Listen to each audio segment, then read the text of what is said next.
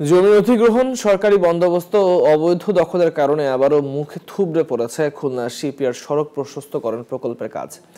নতুন বছরের শুরুতেই সড়ক নির্মাণের কথা থাকলেও নানা কারণে তা পিছিয়ে পড়েছে। এতে ভোগান্তি বেড়েছে প্রতিনিয়ত যানজটের শিকার হওয়া এই অঞ্চলের মানুষের। খুলনা থেকে শামসুজ্জামান শাহিনের প্রতিবেদন। খুলনার দক্ষিণ প্রান্তে রূপসা সেতু পার হয়ে নগরীতে প্রবেশ করতে দূরপাল্লার যানবাহনের প্রায় ৬ থেকে ৭ কিলোমিটার পথ ঘুরে আসতে হয়। খুলনা শিপইয়ার্ডের সামনে দিয়ে রূপসা ট্রাফিক স্ট্যান্ড পর্যন্ত লিংক রোড থাকলেও তা অত্যন্ত সরু, ফলে ওই সড়ক দিয়ে বড় যানবাহনগুলো যাতায়াত করতে পারে না। এ অবস্থায় শিপইয়ার্ড শিল্পাঞ্চলকে যানজট মুক্ত রাখতে ২০১৩ সালে প্রায় ৯৯ কোটি টাকা ব্যয়ে খুলনা শিপইয়ার্ড সড়ক প্রশস্তকরণের প্রকল্প গ্রহণ করে খুলনা উন্নয়ন কর্তৃপক্ষ কেডিএ। কিন্তু অধিগ্রহণকৃত জমি নিয়ে আন্দোলন, অবৈধ দখল ও ক্ষতিপূরণের জটিলতায় বারবার পিছিয়ে পড়ে সড়ক নির্মাণ কাজ।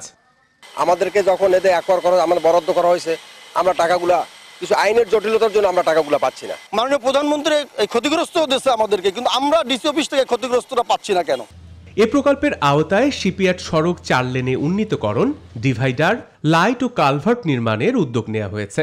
তবে জমি অধিগ্রহণ, সরকারি বন্দোবস্ত ও অবৈধ দখলের কারণে সড়ক নির্মাণ কাজ বাধাগ্রস্ত হচ্ছে বলছেন খোদ প্রকল্প কর্মকর্তা।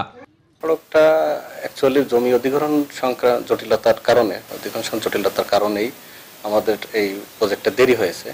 এদিকে সমন্বিত উদ্যোগে সংকট নিরসনের কথা জানালেন জেলা প্রশাসক। আর দ্রুত সময়ে প্রকল্প বাস্তবায়নের দাবি নাগরিক নেতাদের। আমরা সকলকে সমন্বয় করে আশা করছি দ্রুততম সময়ে সেই প্রতিবন্ধকগুলি সমাধান করে যাতে সেখানে ৪ লেনের রাস্তা কার্যক্রম ত্বরান্বিত করা যায়, কালক্ষেপণ না হয়। তার জন্য আমরা নাগরিকরা মনে করি এটা অতি দ্রুত এই সমস্যার সমাধান হওয়া উচিত। সব ধরনের জটিলতা নিরসন করে দ্রুত সময়ে শিপইয়ার্ড সড়ক নির্মাণ কাজ বাস্তবায়ন করা হবে, এমনটাই প্রত্যাশা খুলনাবাসীর।